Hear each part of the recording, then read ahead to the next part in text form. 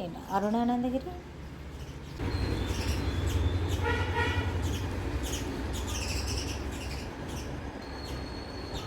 ఊరపిచ్చుకలు చాలా అల్లరి చేస్తున్నాయి.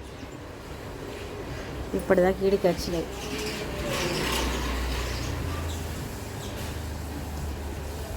పాలు వేడైనాయి. ఇక ఈరోజు మన బ్రేక్ఫాస్ట్ దోశ రెడీగా ఉంది, వేసేద్దాం.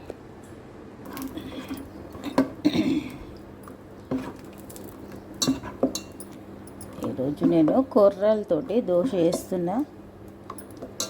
ఇంకా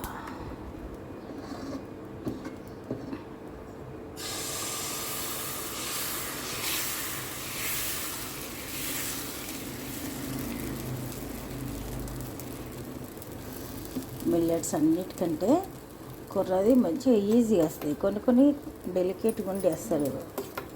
వేసేటప్పుడు కూడా జాగ్రత్తగా ఉండాలి. ఊదలది అట్లా అవుతుంది ఎక్కువ. ఇంకా దోశ అవుతుంది. చట్నీ ఈరోజు అయితే టమాటా నువ్వుల పచ్చడి చేసిన.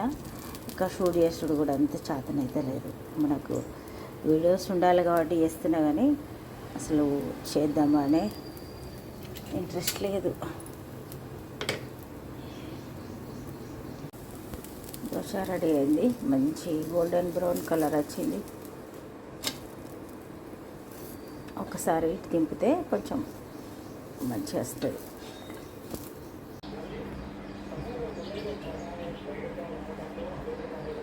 నైవేద్యం తినే పిట్టలు వచ్చినాయి. ఇక నేను దోశ వేస్తున్నా కదా, ఏం రావాలి తీయని అనుకున్నా. సరే ఒకసారి చూద్దాం అనేసరికి వినాయి. వర్షపు న్యూస్ వినుడే పని అవుతుంది. వర్షం బాగానే పడుతుంది మన కరీంనగర్లో కూడా.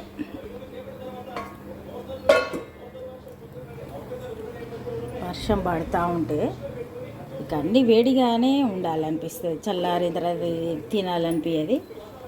ఇక మనకు కూడా ఏదైనా ఇంత తినాలని ఇంట్రెస్ట్ ఉండదు. చక్కెర వేద్దాం.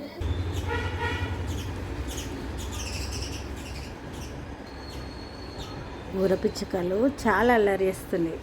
ఇక ఈరోజు మరి వంకాయ టమాటా వేస్తున్నా.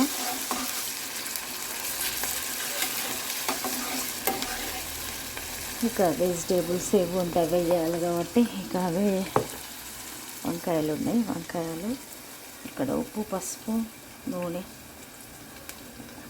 కారం కలిపి పెట్టించిన.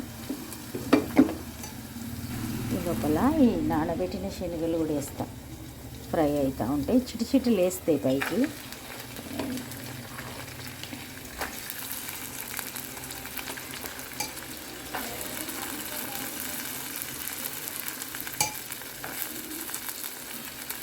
అయితే ఈ శనగలు మనము గిన్నెలో నానబెట్టించి బయట పెడితే మొలకలు వస్తాయి కదా.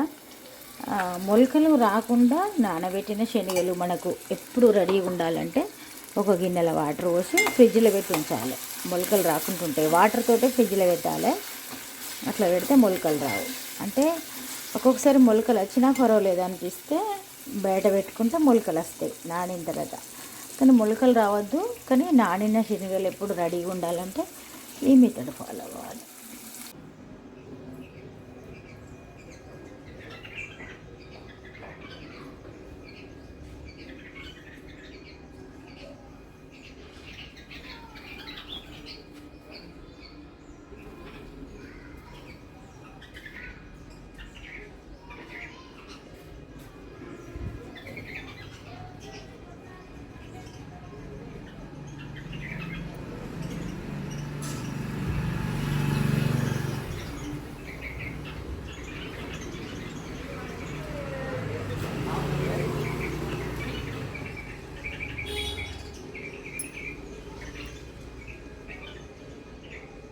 ఎన్ని పక్షులు ఉన్నాయి చూడండి.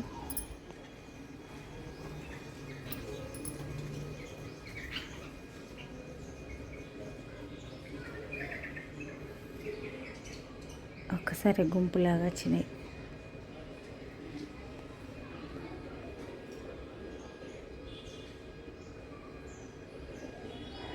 అంతే. నాకైతే సంతోషం. అంటే 2 డేస్ నుంచి విపరీతంగా వర్షం పడుతుంది. ఇది చూడండి,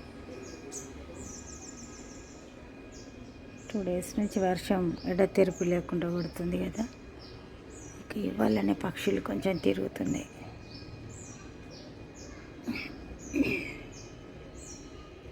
సరే, ఇంట్లోకి వాయిస్ వినిపించింది కాబట్టి వచ్చిన. చిట్టుపిట్టలు చాలానే ఉన్నట్టున్నాయి. పొయ్యి మీద వేసిన ఇంకా ఉడుకుతుంది.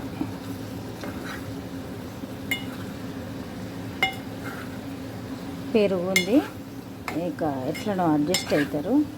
ఎందుకంటే ఈ వర్షం పడితే మనం చారు అట్లాంటివి వేసుకోవాలని ఇంట్రెస్ట్ అనిపించేది.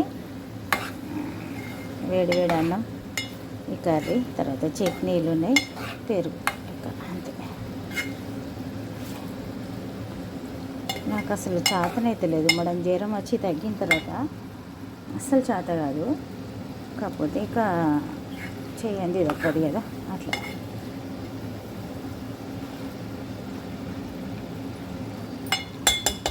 మగ్గుతుంది మంచిగా. వంకాయ, టమాటా, నానబెట్టిన శనగలు ఫ్రిడ్జ్లో ఉండే, అవి కూడా వేసిన. సరే, ఇక బాగుంటాయి కాబట్టి స్టవ్ బంద్ చేసి మరి కొంచెం దీన్ని ట్యాబ్లెట్ వేసుకోవాలి. అన్నం వేడిగా ఉన్నప్పుడు అయితేనే కొంచెం తినగలుగుతాం, లేకుంటే అస్సలు తినబుద్ధి కాదు. చూడండి, వేడన్నం అయింది.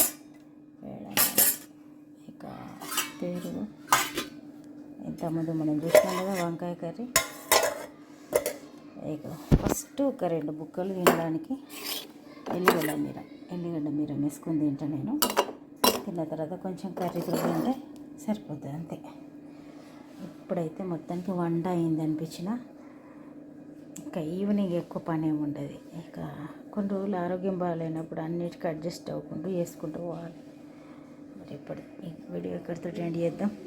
ఇక పక్షుల ఆటలు కొనసాగుతూ ఉన్నాయి. సరే, మరి ఈరోజైతే ఇంతే. రేపు ఒక మంచి విడితోటి వెళ్దాం. అప్పుడు బాయ్.